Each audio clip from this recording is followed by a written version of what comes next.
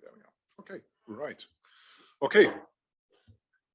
Après la présentation de Franck ce matin en français, dans l'esprit multilingue de notre colloque, je me permets de présenter en anglais, si c'est permissible. Merci. Okay, so what I briefly want to talk about without, as Terry mentioned earlier in the group feedback session, without trying to gloss over the negative aspects, I would like to sort of bridge into the lessons that we might have learned and might be able to learn and draw on for the future. Reporting back on the survey just very briefly, as Peter mentioned this morning, we actually combined quantitative data as collected by a questionnaire and then added qualitative analysis, turning the data we had there through corpus-based research into quantifiable data. And what's encouraging in a way is, and where the teaching community does itself pride, is that if you look at the most mentioned and talked about aspects in the open comments, students, learners, and learning were right at the top. So teachers expressed a great concern with what their students had to go through and how they might learn best, etc. They also self-reflected a lot on their teaching. The issues mentioned this morning were already highlighted there as well. Inclusion, motivation, stress, and support, very high on the agenda. Assessment, evaluation. And in summary, in a way, all responses suggested that in the future, the experience of teaching and learning in hybrid settings might become a valuable experience to draw on in the future. The corpus data confirms that. If we simply look at extracts from the corpus in terms of discussing issues that are reported on in terms of hybrid settings, these are just selected, but they're representative.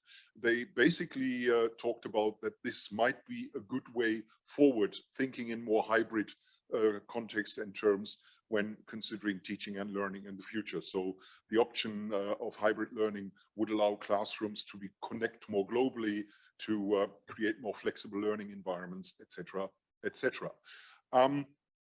As far as the concerns that teachers expressed, as far as the learners are concerned, these are just a few statements from the corpus data that I just selected, which sort of identify where teachers show concern. They talk about, obviously, trying to make sure that hybrid lessons are inclusive and stay inclusive, that they also had to learn and did learn new skills for teaching and learning inclusion. And this is also very much in line with what Peter said earlier on.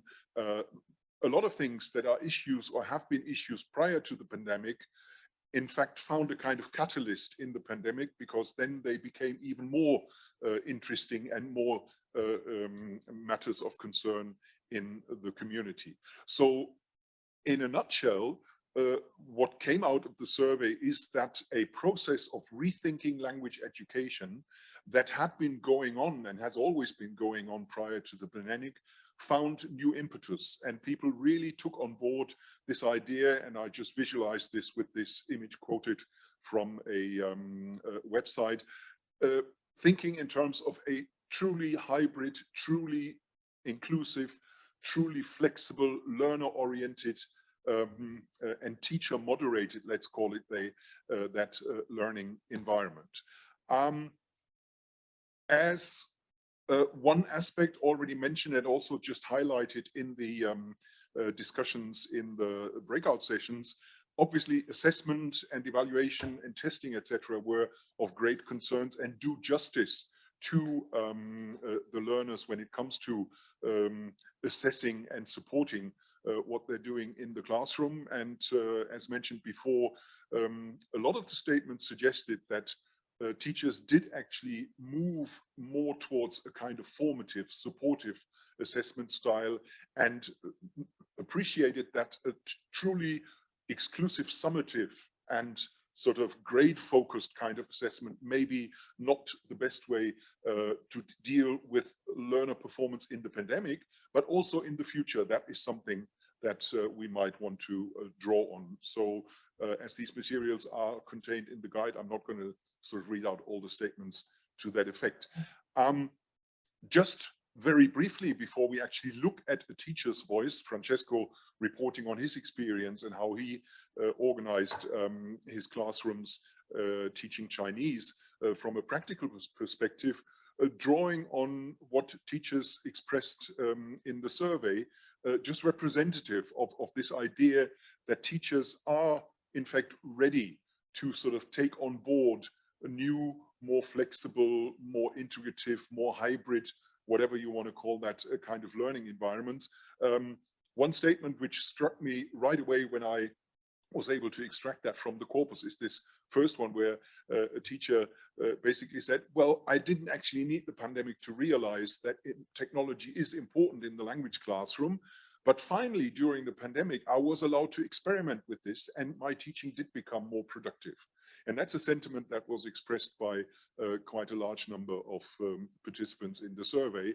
And also looking again at the learner side and how teachers reflected also what the learners had to go through and experienced in teaching and learning in pandemic contexts, that they also noticed that sometimes the technology might actually be helpful for particular kinds of learners. In this case, the ones who always were sort of slightly shy in the classroom and didn't want to really perform, let's call it that, who all of a sudden in a remote, in a hybrid, in a chat, in this case based context, all of a sudden started to blossom and open up and speak and participate and become more involved in the classroom. All this, of course, again, the caveat, not glossing over all the challenges and all the problems that did also find comment in the survey. But obviously the idea of the survey is to see how we can learn for the future and how we can take this to the next level. So there is a sense of readiness for rethinking language education as represented by these quotes taken from the survey, where teachers express that despite challenges, they were still able to interact more flexibly. There was more variety, more enticement, motivation in the classroom, despite the fact, as the French quote says, that this was an expérience assez stressante, mais fantastique, mais intéressant, mais plus flexible, etc., etc. So the final one, technology in a classroom is a must-have, one status set, not only in online learning during pandemic time, but in the future, maybe some hybrid, whatever that then evolves to actually be, approach might be useful. This is a slide that was drawn on the results that we were able to add to the survey through the think tanks. As Peter mentioned earlier, we had 2 think tanks with a collaborative kind of setting where participants beyond people who supplied information via the survey contributed and discussed. And again, some of the things that need to be rethought when thinking about language education in the future were highlighted in these think tanks. And again, making sure that learners get more actively involved, making sure that motivation stays at a particular high level. These are all things that we need to, in a way, learn and appreciate in future settings.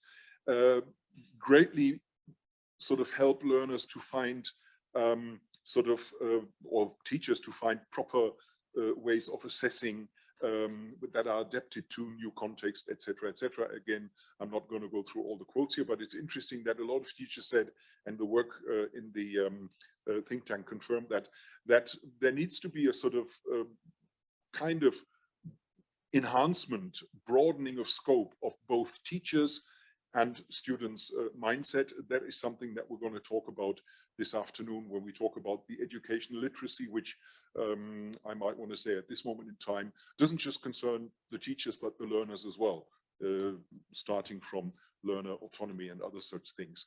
Basically, if we summarize how the community has begun to think about rethinking and redefining and broadening the scope as far as language education in the future is concerned. This is sort of drawn from the circle that we also have in the brochure, the kinds of thing that involves, and that we want to elaborate further on this afternoon, because obviously teaching and learning languages will in future take place in more flexible contexts. We will not resort to the true 45-minute classroom-based lessons at school. It will mean more flexible contexts. It needs, of course, the skill to be able to choose methods that fit a given space. So there will be a hybridity of learning spaces that need to be considered. Obviously also the kinds of tools and the variety of tools and resources that are available and can be used in that context need to be equitably exploited. And of course, classroom management will develop in a kind of new dimension, because obviously when you manage a classroom, that is one thing, but managing a diversity of learning spaces and a diversity of interactions will be one of the new skills or competencies or agencies that both teachers and learners will have to appreciate.